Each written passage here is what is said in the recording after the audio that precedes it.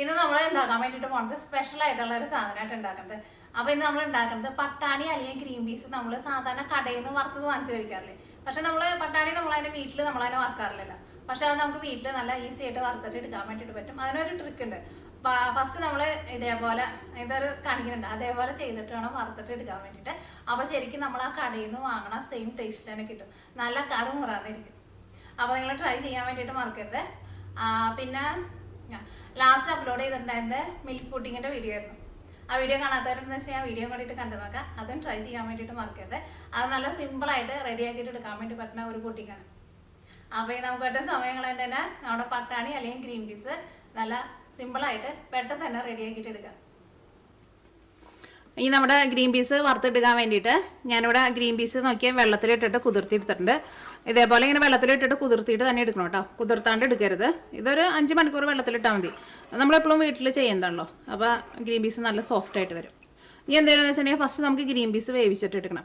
അപ്പോൾ സാധാരണ നമ്മൾ ഗ്രീൻ പീസ് വേവിച്ചിട്ട് എടുക്കുമ്പോൾ കുക്കറിൽ ഇട്ടിട്ടല്ലേ ഗ്രീൻ പീസ് വേവിച്ചിട്ട് എടുക്കുന്നത്. പക്ഷെ അങ്ങനെ വേവിച്ചിട്ട് എടുക്കുമ്പോൾ ഗ്രീൻ പീസ് വെന്ത് പോവുകയും ചെയ്യും. പിന്നെ ഇതിൻ്റെ ഈ പുറത്ത് ഈ ഒരു പാട പോലെ ഉണ്ടല്ലോ, ഇതിങ്ങനെ സെപ്പറേറ്റ് ആയിട്ട് വരികയും ചെയ്യുമല്ലോ. അപ്പോൾ നമുക്ക് അങ്ങനെ ആകുമ്പോൾ നമുക്കത് വറുത്ത് എടുക്കാൻ വേണ്ടി പറ്റില്ല. അപ്പോൾ എന്താണെന്ന് വെച്ചിട്ടുണ്ടെങ്കിൽ കുക്കറിൽ വെള്ളം വെച്ചിട്ട് ഞാനിവിടെ ഈ സെപ്പറേറ്റ് പാത്രത്തിലേക്കാണ് ഗ്രീൻ പീസ് ഇടുന്നത്. എന്നിട്ട് ഈ പാത്രം നമ്മൾ കുക്കറിൽ ഇറക്കി വയ്ക്കും. അങ്ങനെയാണ് ഗ്രീൻ പീസ് വേവിച്ചിട്ട് എടുക്കുന്നത്. അപ്പോൾ ഇങ്ങനെ ഒട്ടും വെന്ത് കുഴഞ്ഞു പോകാണ്ട് നല്ല ഫ്രഷായിട്ട് നമ്മൾ കടയിൽ നിന്ന് വാങ്ങില്ലേ അതേപോലെ തന്നെ നമുക്ക് കിട്ടും. അപ്പോൾ ഇതിന് കറക്റ്റായിട്ട് ഇത്രയ്ക്ക് ആവുന്നൊന്നുമില്ല കേട്ടോ. നമുക്ക് എന്തോരം വേണമെന്ന് വെച്ചിട്ടുണ്ടെങ്കിൽ അതനുസരിച്ചിട്ട് എടുക്കാം. ഞാനിവിടെ ഓൾറെഡി കഴുകി വെച്ചിട്ടുണ്ടായിരുന്നു. ഇത് വെള്ളത്തിൽ നിന്ന് മാറ്റി ഇതേപോലെ ഒരു പാത്രത്തിലേക്ക് ഇടാം. അപ്പോൾ ഇനി വേവിച്ചെടുക്കാൻ വേണ്ടിയിട്ട് കുക്കർ എടുക്കുക. കുക്കറിലേക്ക് നമുക്ക് വെള്ളം ഒഴിക്കുക. അത്രയ്ക്ക് വെള്ളം മതി. ഇനി നമ്മൾ എന്ത് ചെയ്യണം, ഈ പാത്രത്തെ പാടി നമ്മൾ കുക്കറിൽ ഇറക്കി വയ്ക്കണം. നേരിട്ട് വെള്ളത്തിലിടരുത്, പ്രത്യേകം ശ്രദ്ധിക്കുക. ഇനി കുക്കർ അടയ്ക്കട്ടെ. ഇനി കുക്കറിൽ നിന്ന് ഒരു 2 വിസിൽ വന്നു കഴിയുമ്പോൾ നമുക്ക് തീ ഓഫ് ചെയ്യാം കേട്ടോ.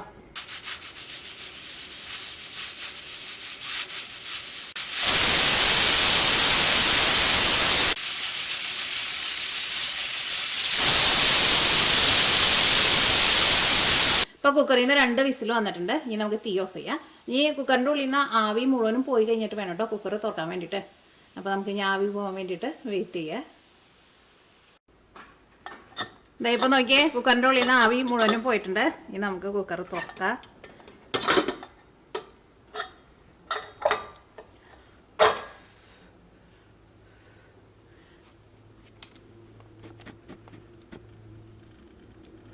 നമ്മുടെ ഗ്രീൻ പീസ് നോക്കിയേ ഒട്ടും വെന്ത് കുഴഞ്ഞു പോകാണ്ട് കിട്ടിയിട്ടുണ്ട്. ഇതേപോലെ നല്ല ചൂട് സ്പൂൺ എടുക്കട്ടെ.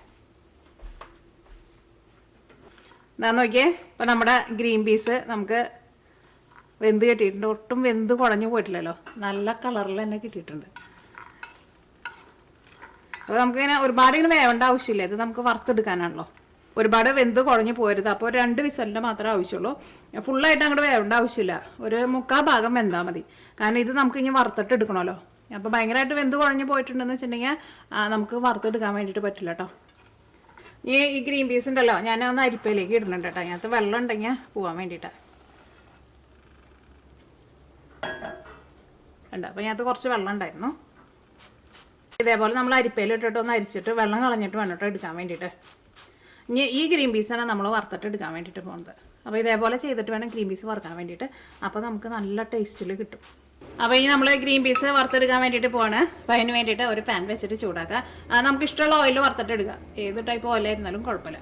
ഇനി ഇത് വറുത്തെടുക്കാൻ വേണ്ടിയിട്ട് ആവശ്യത്തിന് ഓയിൽ ചേർക്കുക. ഇപ്പോൾ ഓയിൽ നന്നായിട്ട് ചൂടായിട്ടുണ്ട്. ഇനി നമുക്ക് ഗ്രീൻ പീസ് ഇതിലേക്ക് ഇടാം.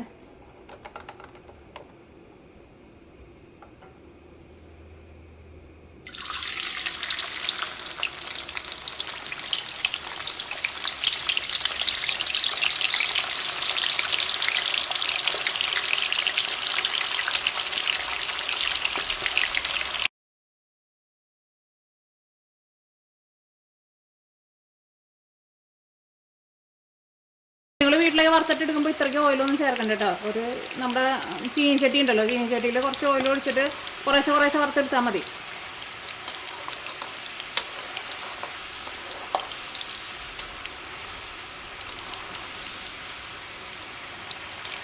അത് നിങ്ങൾ ഫസ്റ്റ് ഒരു ട്രിപ്പ് ഒന്ന് വറുത്ത് നോക്കാം. അപ്പം നിങ്ങൾക്ക് അത് ആ മൊരീണേൻ്റെ ഒരു പാകം അറിയാൻ വേണ്ടിയിട്ട് പറ്റൂട്ടോ. ഒന്നുകൂടി ഒന്ന് നന്നായിട്ട് മുരിഞ്ഞ് വരാനുണ്ട്. ഇതൊന്ന് മുരിഞ്ഞ് വരാൻ വേണ്ടിയിട്ട് കുറച്ച് സമയം എടുക്കും കേട്ടോ. നമ്മൾ ഓയിലിട്ട ഒഴിക്കാൻ അങ്ങോട്ട് മൊരിയില്ല കേട്ടോ.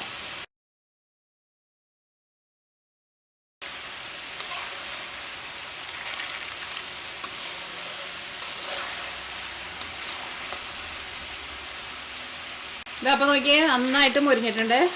അത് നിങ്ങൾ ഫസ്റ്റ് കുറച്ചൊന്ന് വറുത്ത് നോക്കിയിട്ട് ഒന്ന് കഴിച്ച് നോക്കട്ടെ. അപ്പം നമുക്ക് ആ മൊരീനേൻ്റെ ഒരു പരുവം അറിയാൻ വേണ്ടിയിട്ട് പറ്റും. അപ്പം ഇനി ഇത് ഓയിലിൽ നിന്ന് എടുത്ത് മാറ്റട്ടെ. ഇതിങ്ങനെ വറുത്തിട്ട് എടുക്കുമ്പോഴായിരുന്നാലും ഒട്ടും ഓയിലൊന്നും കുടിക്കില്ല കേട്ടോ. കണ്ട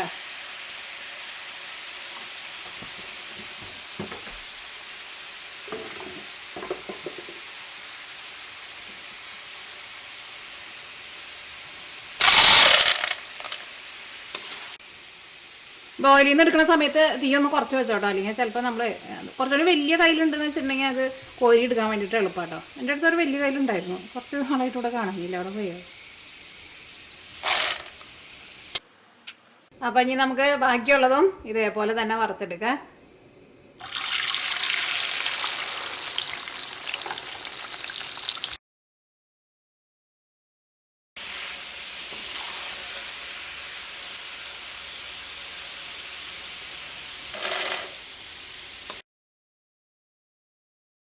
നമ്മുടെ ഗ്രീൻ പീസ് എല്ലാവരും നമ്മൾ വറുത്തെടുത്തിട്ടുണ്ട്.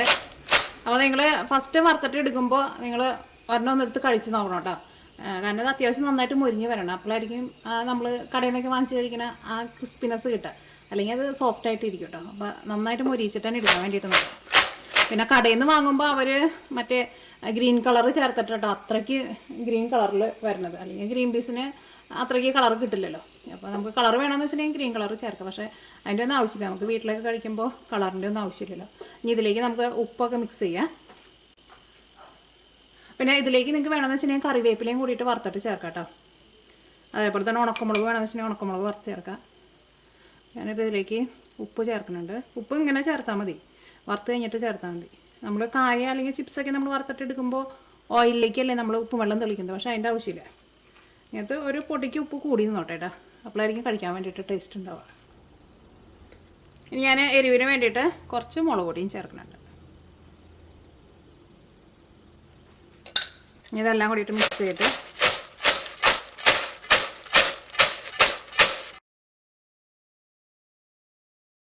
അത് നോക്കിയേ. അപ്പോൾ ഇതിനകത്ത് നമ്മുടെ ഉപ്പും മുളകൊക്കെ നന്നായിട്ട് മിക്സ് ആയിട്ടുണ്ട്. ഞാനൊന്ന് കഴിച്ചു നോട്ടെ കേട്ടോ, അങ്ങനെയുണ്ട് നോട്ടെ.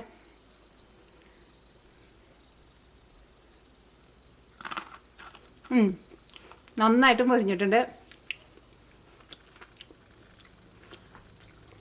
കുറച്ചുകൂടി ഉപ്പ് കുറവുണ്ട്, ഇച്ചിരി ഉപ്പ്. കാരണം ഉപ്പ് ഇട്ടത് കൂടുതലും ഈ പാത്രത്തിന്മേൽ പിടിച്ചിട്ടിരിക്കുന്നത്. അത് കുറച്ച് ഉപ്പ് നമ്മൾ കൂടുതൽ ചേർക്കണം കേട്ടാ. ഇപ്പോൾ ഉപ്പ് ശരിക്കും പിടിച്ചിട്ടുണ്ട്. നല്ല കറുമുറാന്നിരിക്കണം. ശരിക്കും കഴിക്കാൻ വേണ്ടിയിട്ട് നമ്മൾ കടയിൽ നിന്ന് വാങ്ങിച്ച് കഴിക്കില്ലേ, അതിനേക്കാളും ടേസ്റ്റ് ഉണ്ട് നമ്മൾ ഇതേപോലെ വീട്ടിൽ വറുത്തിട്ടെടുക്കുമ്പോൾ. അപ്പോൾ എടുക്കുമ്പോൾ നന്നായിട്ട് മൊരിച്ചിട്ട് എടുക്കുക, അത് പ്രത്യേകം ശ്രദ്ധിക്കുക. ഇങ്ങനെ എനിക്ക് ഇങ്ങനെ മനസ്സിലൊരു ഐഡിയ തോന്നി കഴിഞ്ഞപ്പോൾ ഞാനിങ്ങനെ ഉണ്ടാക്കി നോക്കിയിട്ട് ഇപ്പോൾ 2 ആഴ്ച ആയിട്ടുണ്ട് കേട്ടോ. അപ്പോൾ എനിക്ക് ശരിക്കും നല്ല ഇഷ്ടമായി. ഞാൻ സാധാരണ ഈ ഗ്രീൻ പീസ് കടയിൽ നിന്നൊക്കെ അങ്ങനെ കളറ് ചേർത്തിട്ട് ഭയങ്കര കളറിലാണ് നമുക്ക് കടയിൽ നിന്ന് കിട്ടുക. അപ്പോൾ അങ്ങനെ കാണുമ്പോൾ തന്നെ അങ്ങനെ വാങ്ങൽ കുറവാണ്. പക്ഷെ ഞങ്ങളിവിടെ ഒരു ചൈന കടയിൽ പോകുമ്പോൾ കളറ് ചേർക്കാത്തത് കിട്ടാറുണ്ട്. അപ്പോൾ അത് കഴിക്കുമ്പോൾ അതിന് നമ്മുടെ ഈ അജിനോമോട്ടയുടെ ഒരു ടേസ്റ്റ് വരും. അപ്പോൾ അതിൻ്റെ കവറിൻ്റെ പുറത്ത് അവർ അജിനോമോട്ട ചേർത്തിട്ട് ഉണ്ടെന്നൊന്നും ഇൻഗ്രീഡിയൻസിൽ എഴുതിയിട്ടില്ല. ഞാൻ വിചാരിച്ചു ഇതിനെന്താ അജിനോമോട്ടയുടെ ടേസ്റ്റ് എന്ന്. പക്ഷേ ഞാൻ വീട്ടിൽ ഇപ്പോൾ ഇങ്ങനെ വറുത്തെടുത്തിട്ട് ഇങ്ങനെ കഴിച്ച് നോക്കിയപ്പോൾ ഇതിന് അതിൻ്റെ ടേസ്റ്റ് ഉണ്ട്, MSGയുടെ ഒരു ടേസ്റ്റ് ഉണ്ട്. പക്ഷേ ഇതിനകത്ത് നമ്മൾ അജിനോമോട്ട ഒന്നും ചേർത്തിട്ടില്ലല്ലോ. അപ്പോൾ നിങ്ങളെല്ലാവരും ട്രൈ ചെയ്ത് നോക്കാം. ട്രൈ ചെയ്ത് നോക്കിയിട്ട് ഫീഡ്ബാക്ക് പറയാൻ വേണ്ടിയിട്ട് മറക്കരുത് കേട്ടോ. അപ്പോൾ നമുക്ക് നാളെ വേറൊരു പുതിയ റെസിപ്പി ആയിട്ട് വരാം.